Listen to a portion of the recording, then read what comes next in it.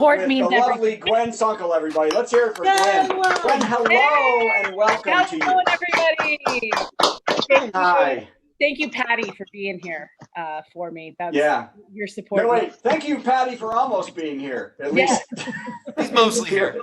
She's mostly here. Customer service, okay?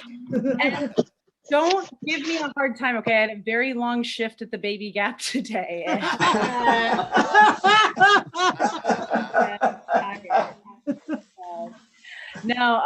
I was driving down the street the other day and I saw a sign on the side of the road. It said, "Ending drunk driving starts with you." And I was like, doesn't it start with E?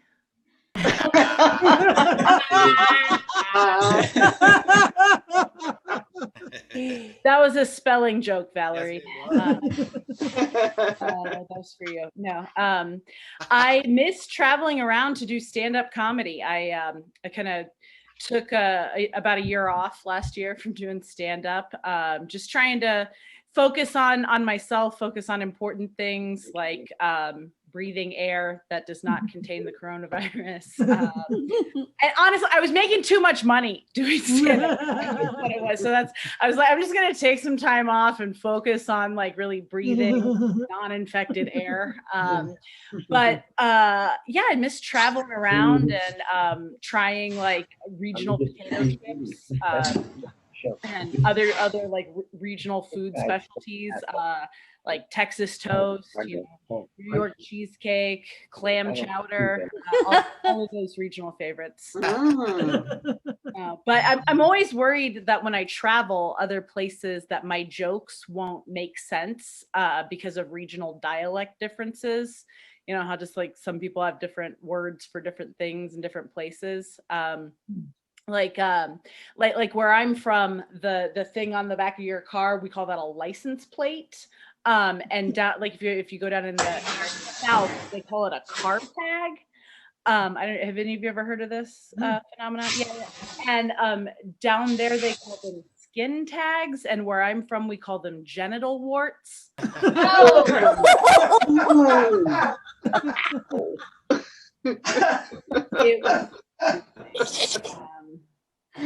A couple of years ago was supposed to travel down to the Bahamas to do comedy, and I had to cancel my trip because Hurricane Dorian hit the part of the island that I was supposed to go to, and they had terrible flooding. They said that the part of the Bahamas that I was supposed to go to received 50 inches of rain in a span of less than 24 hours, which they said was enough rainwater to fill the Empire State Building 33,000 times. Wow. Whoa. Can you imagine like a more relevant unit of volume? I mean, my God, if there's one thing the average human being understands, it's how much liquid fits in a 100-story building, right?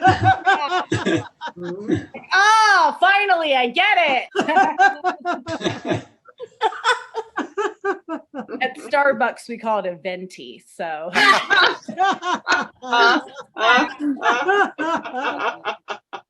anything to keep from using the metric system. That's what I always.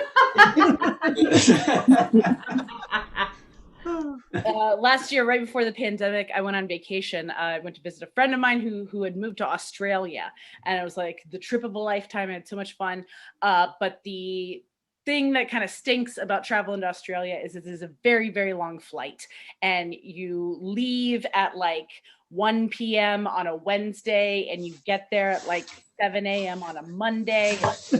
Time traveling, and you're over 24 hours, and you get there and you're jet lagged and sweaty and gross because they've just been like feeding you Kit Kats and wine for the last 24 hours to try to keep everybody calm inside this like floating metal tube in the sky.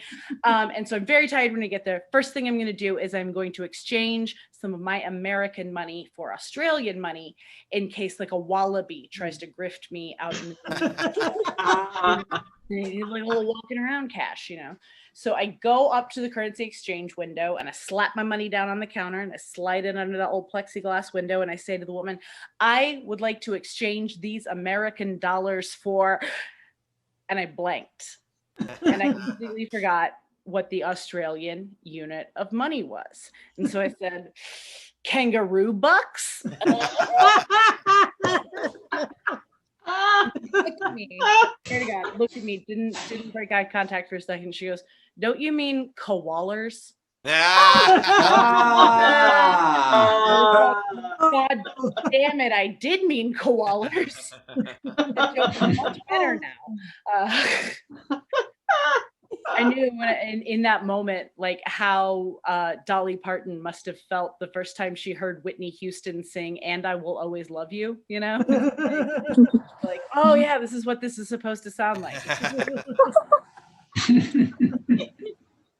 While I was in Australia, I went to a pool and they had a sign outside of the pool that said that no one under the age of 18 was allowed in the hot tub there, and that no one was allowed in the hot tub if you had diarrhea within the last 7 days.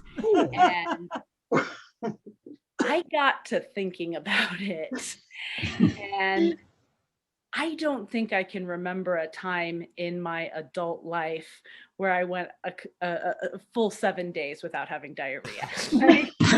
Oh, like, Pop-Tart ruins my day, Who is the hot tub for?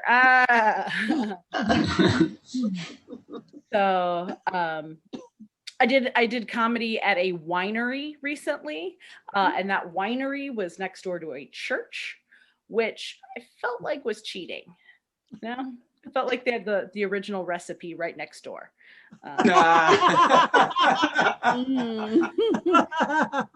11 herbs and spices. Here's something that not a lot of people know about me. I have more Grammys than Katy Perry. Ooh. Yeah. Despite all of her musical success, Katy Perry does not have a single Grammy, and both of mine are still alive. Oh.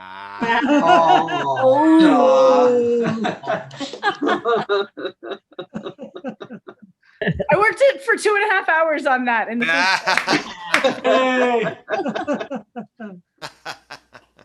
I ran out of my antidepressants the other day, so I just started drinking Johnson & Johnson's No More Tears shampoo.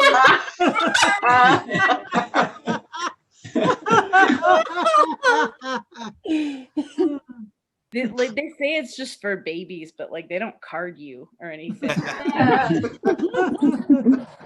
Buy it and drink it in the parking lot. They're not going to check or anything. Like no one checks. No one ever checks on you. Ever. Oops.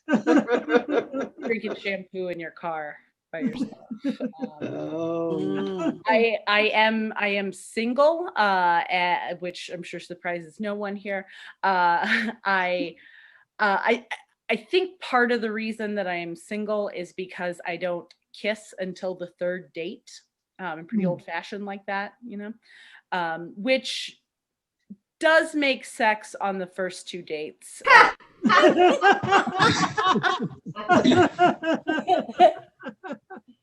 Awkward. I went out on a date recently, and shortly into the start of the date, we got talking about gun control, because things were going well. He tells me that he has never felt the need to own a gun because he has so many knives.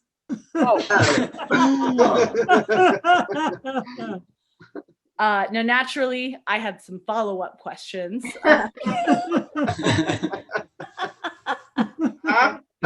out with an easy one, right? Like, how many knives do you own?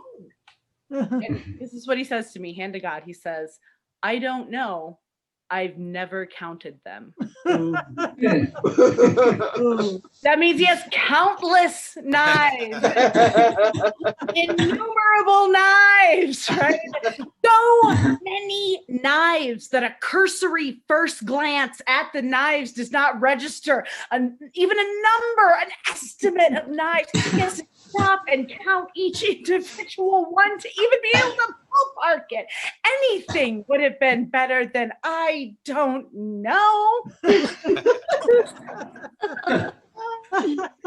So at the end of the night, I obviously have a very important decision to make, right? Am I going to go back to his house with him, where again he's got countless knives, or am I going to invite him back to my place, where I own exactly 0 knives?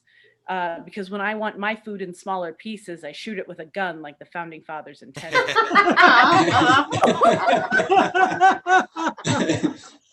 Oh, my neighbors hate when I make fruit salad.